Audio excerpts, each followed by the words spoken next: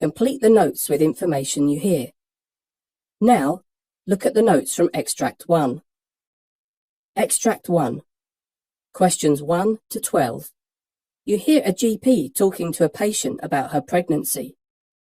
For questions 1 to 12, complete the notes with a word or short phrase. You now have 30 seconds to look at the notes.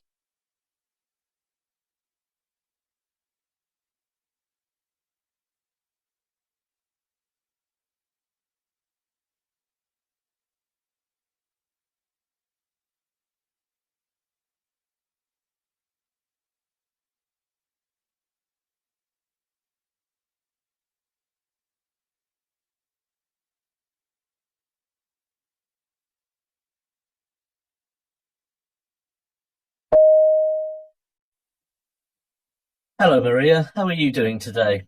I'm feeling pretty well. Quite tired, but, I think that is to be expected in my current condition. Yes, of course. So you're at 24 weeks gestation, correct? Yes, that's what I've been told, 24 weeks. Yes, uterine size is appropriate for gestational age, and just to make sure we have your obstetric history correct, you vaginally delivered a 9-pound 8-ounce male infant 8 years ago. Yes. Oh my, I hope this baby is a bit smaller than my son. 9 pounds 8 ounces. I had forgotten he was such a big baby. And how is your son doing? Oh, he's quite excited about the arrival of a new baby, though I suspect he will not be so excited once the baby finally arrives. He's in for a shock when it comes to all the crying and diapers. Yes, I'm sure. And he is your only child, correct? You've had no other pregnancies?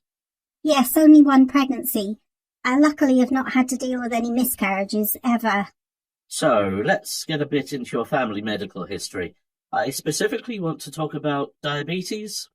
I see. Do you have any immediate family members with type 2 diabetes?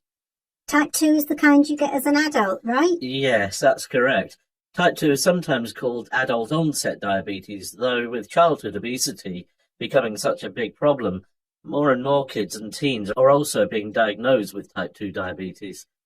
Type 2 diabetes is caused by a combination of genetic predisposition, being overweight, and a number of other factors. Well, my husband has type 2 diabetes, and my mother too. My sister mentioned that she got tested for type 2 diabetes as well last year, but I'm not sure what became of that. She didn't say anything after, so I assume everything is all right. Okay, so Maria, you have a first-degree relative with the condition. So, Maria, I want to talk to you about your risk for diabetes. You have gained quite a bit of weight during this pregnancy, and a urine dipstick test showed that you have glycosuria, which is an abnormally high amount of sugar in the urine. Now, your test did come up negative for ketones, which is good because it shows that you do not have uncontrolled diabetes at this time. Okay, I think I'm following you, but just to make sure, do I have diabetes or do I not have it? At this time, you are a likely candidate for gestational diabetes. Gestational diabetes often disappears after giving birth, but considering your risk factors for developing type 2 diabetes, it may not go away. In fact, you may have been pre-diabetic prior to becoming pregnant. But with all the tests that are done during pregnancy, it's just being detected now. So are there further tests you need to do, or just some recommendations? Since the urine dipstick test showed significant glycosuria, it is necessary to do some additional tests to confirm the diagnosis of gestational diabetes. You may or may not have it, so let's not jump the gun yet. And if I do have it, I'd like to know, just to mentally prepare myself, I want to be self-sufficient at all times and do not really like to be a burden on anyone. Well, in the event that your results come back positive, the most important thing we will need to discuss is how you, as the patient, can learn to keep an eye on your own blood glucose. We also then talk about dietary and insulin therapy. I see. What about my baby? Will my baby be affected? Well, your baby may be born a bit on the heavier side. The extra glucose in your bloodstream triggers the baby's pancreas to make extra insulin, causing it to grow large. We will need to monitor the baby closely as well. It does also mean that the baby will have a higher risk of developing obesity. And then there is the likelihood of type 2 diabetes later in life. Oh dear. I'm afraid there may be some complications for you as well. Yes, you mentioned diabetes already. Yes, future diabetes and possibly high blood pressure. But the good thing is that we caught it now and not later. So we can start working on getting it under control. Yes, I thought I was just coming in for a routine appointment, but...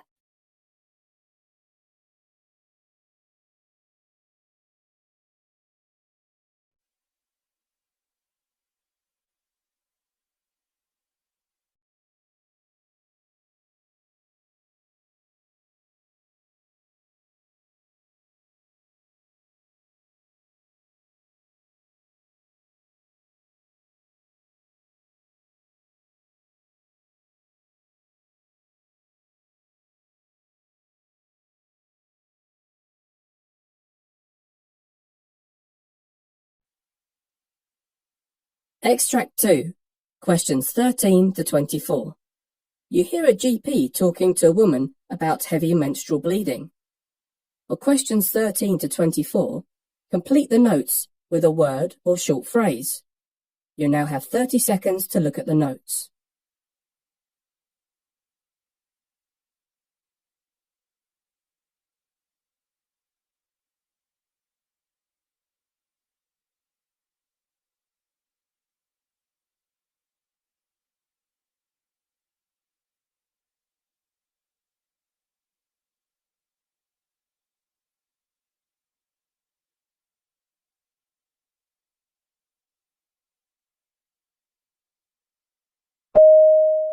Hello, Mrs. Peters. I see you made today's appointment because you are concerned about heavy periods. Is that correct?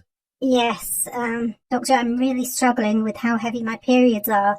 It's reached a point where I can't even leave the house for the first 2 days, and I really can't afford to be taking so much time off work. I see. That is quite an interruption to your day-to-day life. So, what you are describing is called menorrhagia, blood loss during your menstrual cycle that is significant enough to affect your life. So, let's get a clear medical history related to this problem. Okay, where should we start? How old were you when you started your periods? I think I started my period when I was about 13. Okay, so are your cycles consistent? And how often do you get your period? Yes, they've always been quite okay. I bleed every 29 days on the dot, and they always last about 6 days. In fact, I just finished my last period. The first was 7 days ago. And other than your periods being heavy, do you have any other problems with them? Any pain? No, they're not particularly painful, and I've not had any other bleeding outside of my period. And, Mrs. Peters, I'll need to ask you a personal but related question. I hope you don't mind. But are you sexually active at this time? Yes, I am. I have been married for a bit over 3 years, and I haven't had any other partners since I was married. I don't know if this was going to be your next question, but no, I've never been treated for an STI. That was going to be my next question. So is there any chance you could be pregnant? Are you using contraception at the moment? I was taking the pill, but I stopped using it about 6 months ago because we are trying for a baby. So, a few last questions. When was your last cervical smear, and are you up to date with your smears? My most recent cervical smear was 2.5 years ago, and they've all been normal. I've not had a letter for my next smear yet. And in general, how would you describe your health lately? Are you more tired than usual, short of breath, changes in weight, problems sleeping? No, I don't feel particularly tired, and my weight hasn't changed. Also a no to fevers and night sweats or problems sleeping. I would say I'm otherwise well, and I haven't had to see a doctor for any other reason. Other than the pill, I'm not taking any medication at the moment. Okay, so since your heavy menstrual bleeding is an isolated symptom and not related to pain, irregular cycles, sexual history, or intermenstrual bleeding, the most likely diagnosis is dysfunctional uterine bleeding. And what causes that? But your age makes fibroids less likely. I would like to do a few investigations. The first is a pregnancy test, which I'm sure you're on top of, but we need to rule it out. I would also like to check for anemia and do a transvaginal ultrasound to exclude local organic causes like fibroids, polyps, or adnexal masses. And is there anything you can do to help me manage this problem? Well, unfortunately, most of our management options for heavy menstrual bleeding also provide contraception, which are not appropriate in your case since you're trying to become pregnant. We do have one non-hormonal treatment we can try, tranexamic acid. It usually results in a 50% reduction in blood loss. You will need to wait until just before your next period to use it. Okay, that sounds...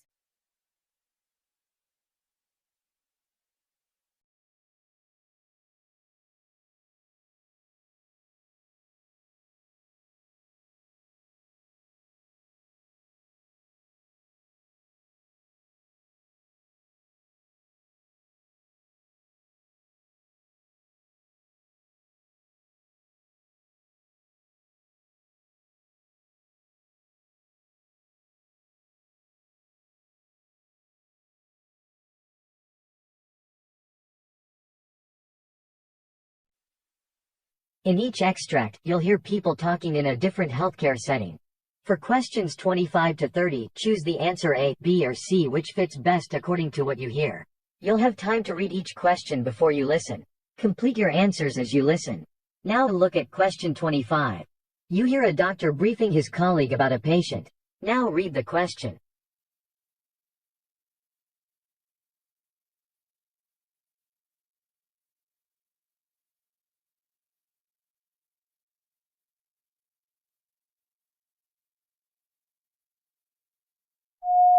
Have you got a list of all the patients and locations? Yeah. Who is our sickest patient? Mr. Marcel is the sickest patient.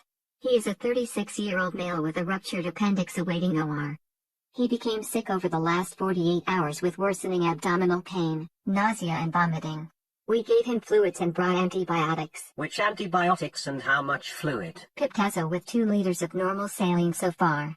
Imaging showed a ruptured appendix with free air under the diaphragm. I would keep a close eye on him. Have you drawn blood cultures? Yes. But they were drawn about an hour after antibiotics were started. And what are the plans if there is a delay in surgery? I haven't spoken to ICU yet, but he might need to go there if his condition worsens while he is waiting for the OR. Sound good? Yeah, I'll speak to ICU as soon as we're done here.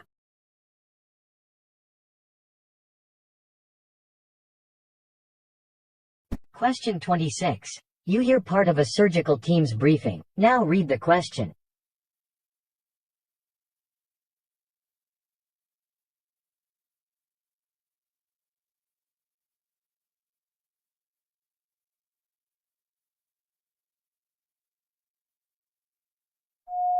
She currently only has intermittent late decelerations, and these have improved with her position changes and supplemental oxygen. We'll monitor her until she's fully dilated and allow her to push. If there's any evidence of fetal distress or persistent late decelerations, we should be prepared to go to C-section. I've alerted the OR to be prepared in case we need to use them. Great, I'll discuss this plan with Mrs. Aldrich, and we are done here. What are her vitals right now? Norman, I just checked 15 minutes ago. She had no late decelerations since you were called. Let's continue to monitor her. I need to know when she's complete and pushing so we can keep a close eye on her second stage.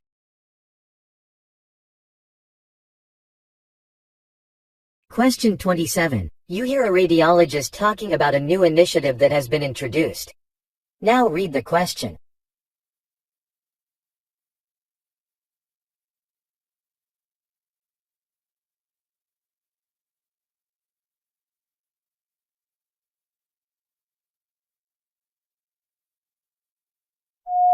This is a big, ambitious project. We're going to focus on patient flow through the system right from the very start.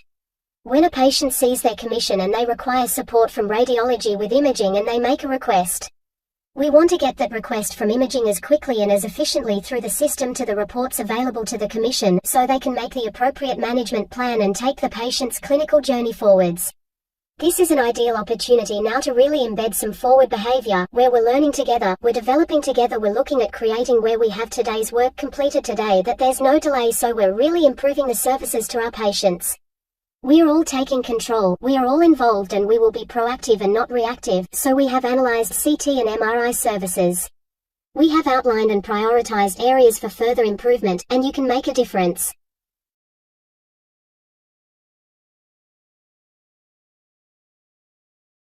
Question 28. You hear a pharmacist talking to a doctor regarding a patient's medication. Now read the question.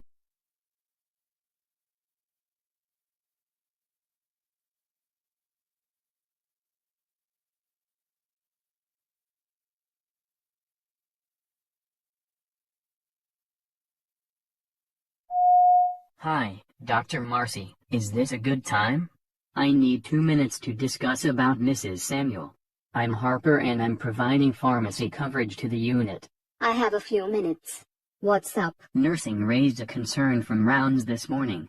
The situation is that Mrs. Samuel's pain isn't being well controlled. She's sedated, which is having an impact on her participation in therapies, and she's continually reporting her pain at 8 out of 10. Okay. What's the background of the patient? She has fallen 3 times since her admission to rehab, and she's requesting to go home at her first pass this weekend, some big family anniversary. But my assessment is that we are not adequately controlling her pain, and what we're giving her is contributing to these falls. Okay, so what do you recommend? Well, after reviewing her chart, I'm considering lowering her dose of opiates and introducing an anti-inflammatory which would be less sedating and she should be able to tolerate. Yeah, that makes sense. Her husband is coming in this Tuesday at 9 a.m. if you're available. We could meet to discuss. Okay, sounds like a good plan. Let's meet back here and we'll talk to the family together.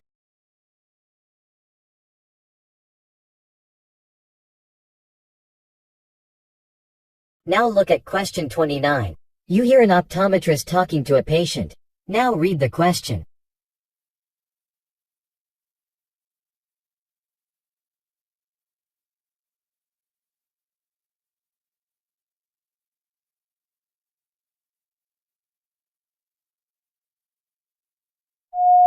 Mrs. Wilfred, what brings you here today? I'm having trouble with my vision. I can't see and I need new contacts. Okay, are you having trouble seeing up close or far away? I can't see anything. I'm night blind and my eyes very itchy now. I brought my glasses with me and I want you to check them. Okay, let me check your glasses. I will show you some lenses and just tell me if one of these lenses makes these letters look better. These aren't working. Okay, now I'm going to check the health of your eyes. It looks like you have a detached retina and contacts will not help in this situation. You need a surgery. Can I get glasses instead? No, Mom. The problem that you are having now will not improve by using glasses. Can you give me some drops for few months? No, Mom. Drops will not help with your detached retina.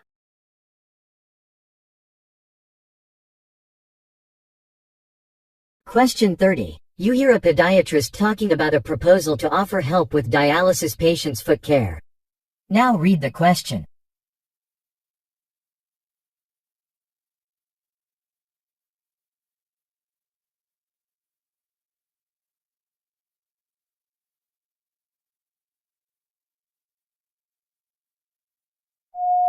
For the last couple of years, we were aware that a lot of the patients who underwent dialysis were at really high risk of developing complications with their feet, especially the diabetic patients.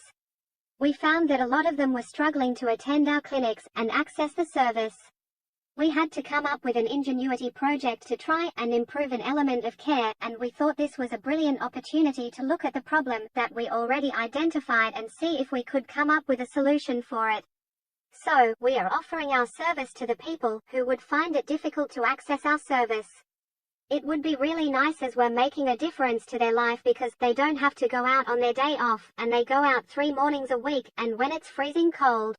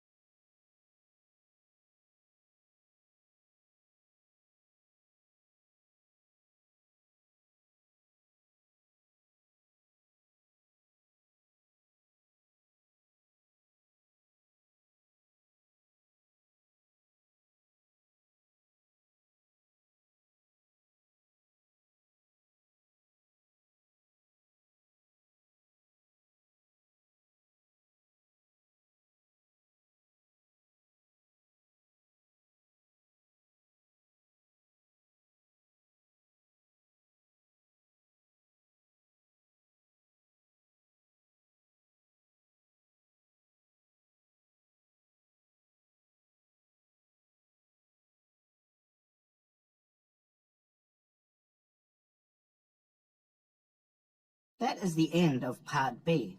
Now turn over and look at Part C. Part C. In this part of the test, you'll hear 2 different extracts. In each extract, you'll hear health professionals talking about aspects of their work. For questions 31 to 42, choose the answer A, B, or C, which fits best according to what you hear. Complete your answers as you listen. Now look at Extract 1. Extract 1, questions 31 to 36. You now have 90 seconds to read questions 31 to 36.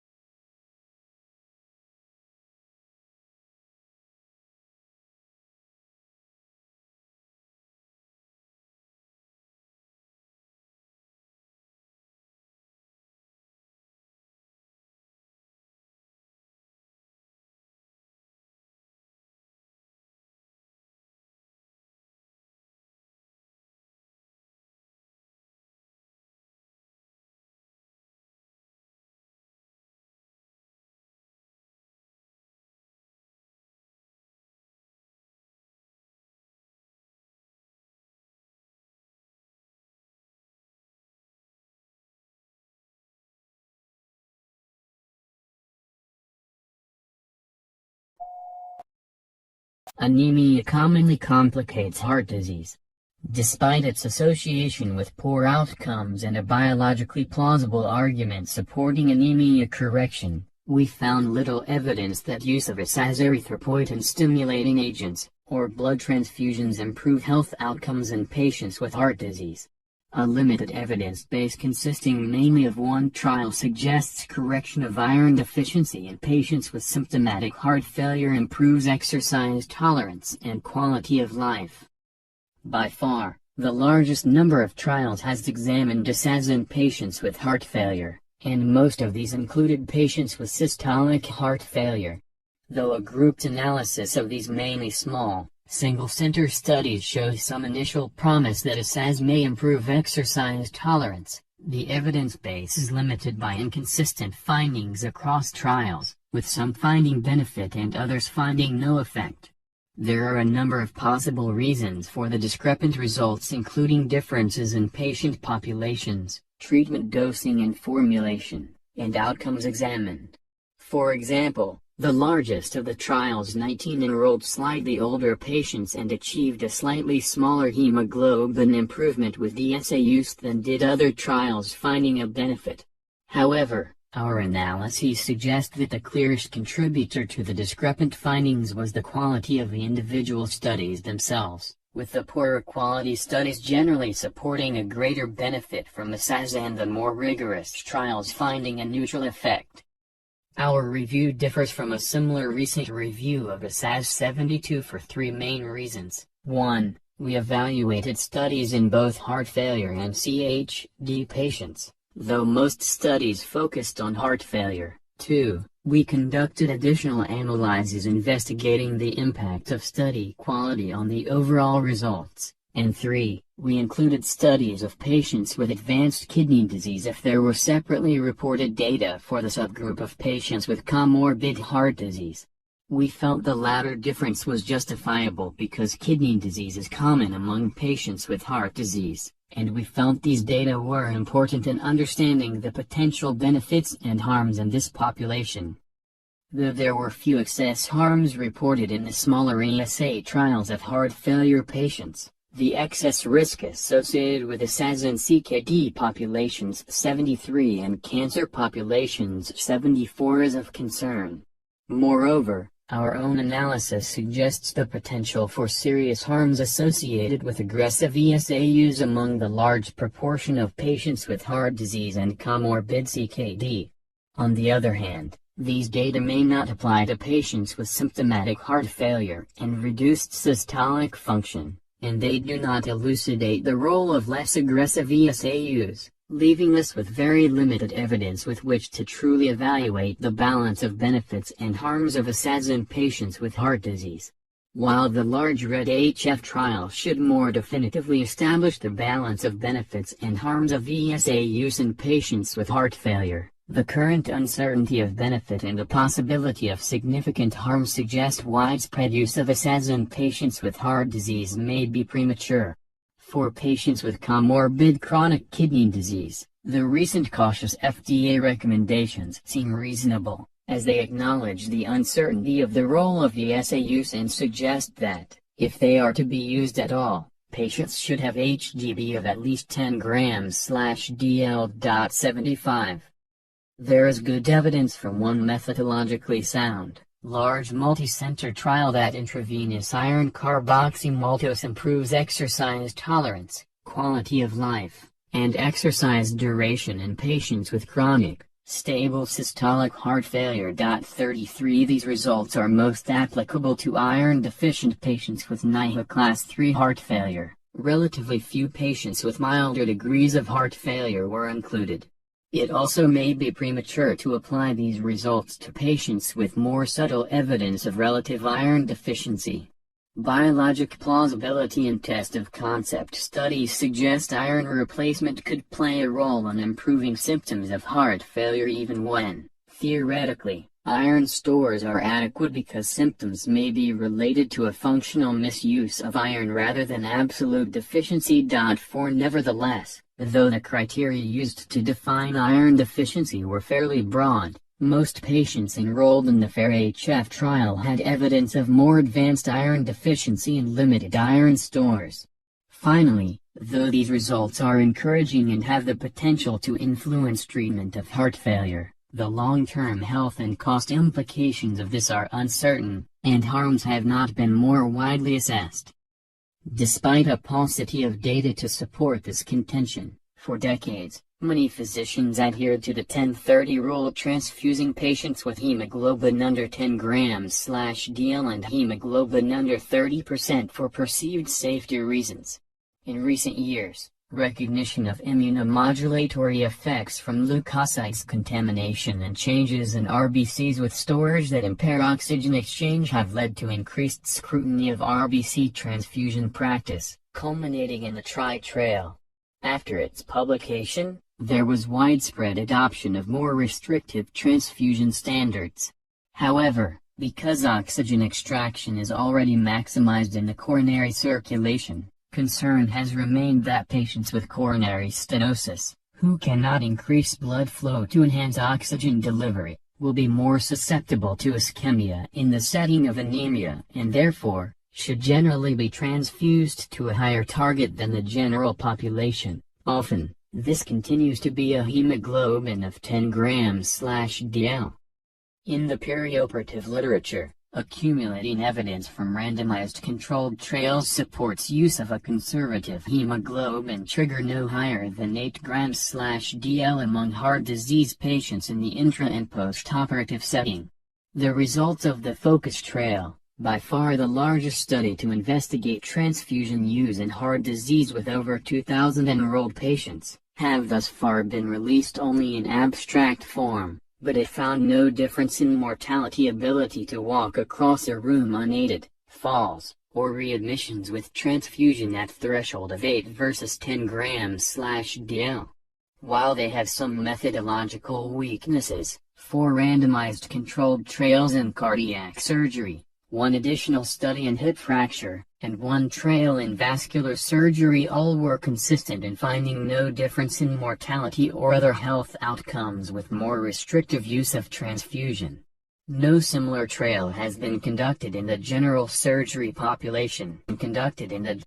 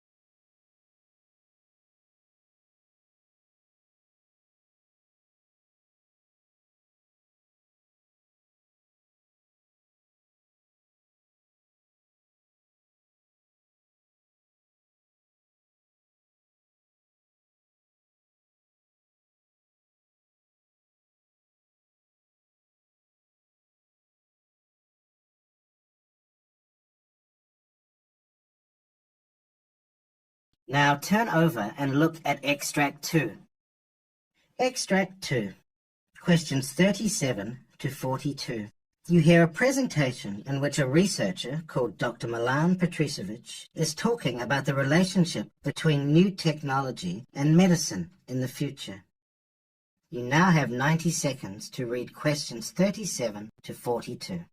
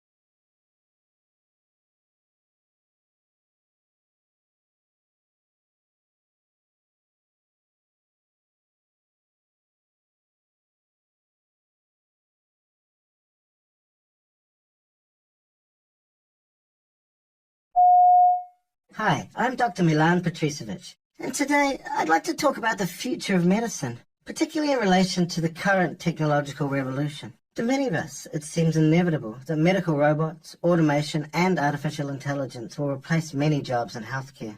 Surgical robots are becoming increasingly more precise, and right now, man-sized robots can lift and move patients and transport them throughout a hospital. Silicon Valley investor Vinod Khosla once said technology would replace 80% of doctors because machines will be more accurate, objective, and cheaper than the average doctor. He added that eventually we won't need doctors at all. However, I disagree. Instead, I think technology in some specialties will finally allow doctors to focus on what makes them good physicians, treating patients and innovating, while automation does the repetitive part of the work. So let's look at some examples of how different areas of medicine will benefit from current technological advances.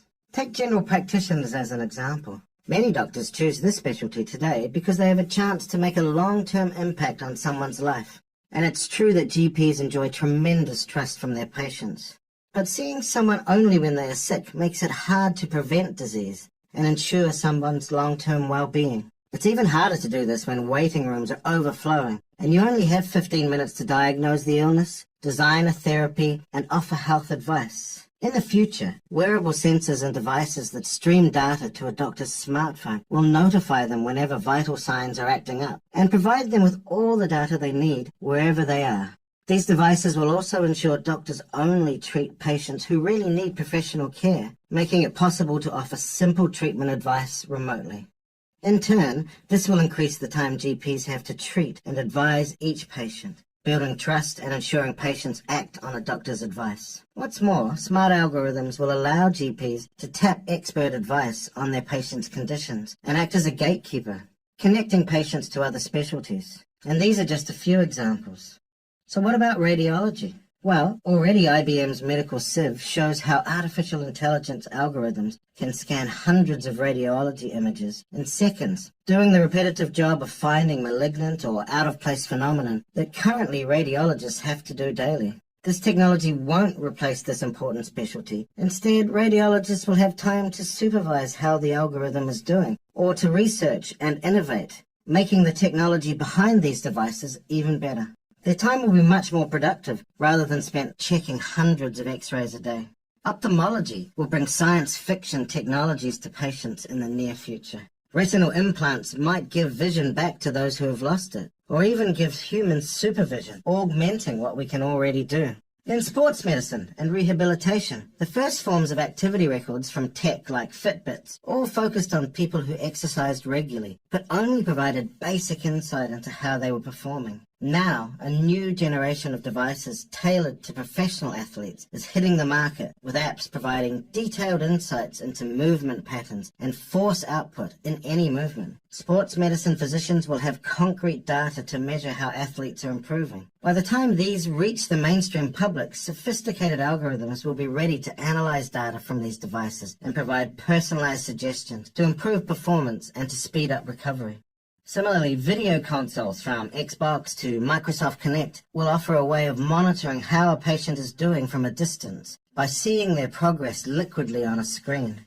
In oncology, this specialty will pave the way for personalized medicine. Even now, oncologists customize therapies to a patient's genetic background and their tumor's molecular makeup. Cheaper genome sequencing and measuring blood biomarkers are speeding up this process, with companies like Grail working on fluid biopsies which could filter tumor cells from blood samples. Tumors could soon be diagnosed earlier and analyzed without costly surgery. What's more, artificial intelligence could soon be used to help oncologists understand and even cure cancer. Already, IBM Watson obtains all the relevant information from millions of studies about a patient's case and makes suggestions for treatment plans most likely to work. In the meantime, patients are better informed about the disease thanks to social media communities of fellow patients. These signs all point to a bright future for oncology in partnership with new tech innovations. So what does this all point to? Well, my conclusion would be that, all in all, many jobs will be taken over by robots and automation in the coming years, but at the same time, amazing opportunities will also emerge, especially in medicine. These will require physicians to acquire new skills and improve their existing ones. In my opinion, the majority of specialties will have more time for patients and better insight into disease.